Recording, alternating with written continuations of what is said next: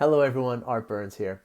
One of the most powerful and common sources of the stress in our bodies is the set of implicit biases that we all carry with us. Now, implicit biases are by definition, they are implicit, they are outside of our consciousness, outside of our awareness, right?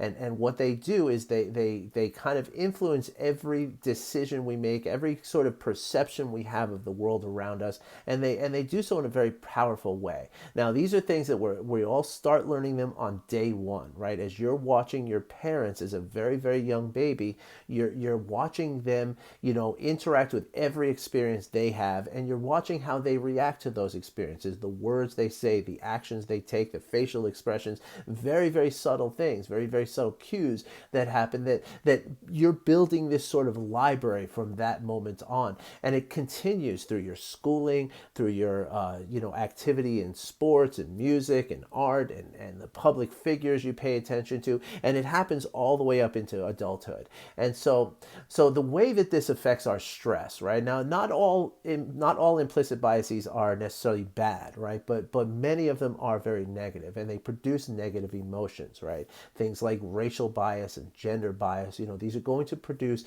negative emotions within us, right? Negative emotions are going to ultimately lead to fear-based thoughts more often than not. And once that happens, once you start having fear-based thoughts going on, that's when your body thinks that it's under attack, and it starts the stress response so that it can survive whatever it feels that is attacking you.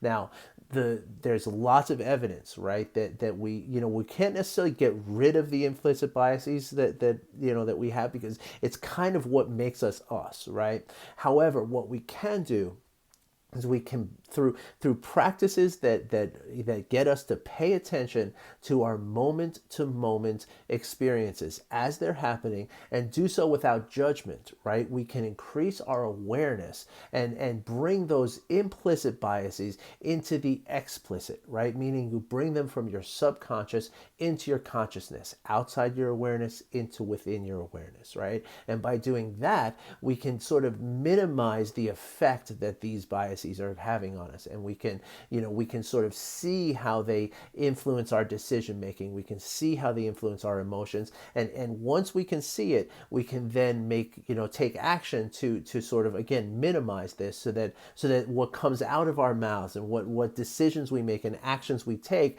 are not going to be damaging to the interactions that we have in the world, right? Whether it's social interactions, things with work, a lot of times this is one of the reasons why police officers go through mindfulness training, right? Because they want to be able to look at every situation in a neutral way, and this is kind of part of what mindfulness does for us. And there's lots of research behind what I'm saying here. And if you would like to know more about that research, or if you'd like to know about some of these simple practices that you can start doing right away to minimize the implicit biases in your life, and lead to a more productive life, a more happy life, then please just hit me up with a comment below, send me a direct message, send me an email. Let's get into a conversation. Let me help you with this. All right, everybody. I wish you well. Thanks for listening. Take care.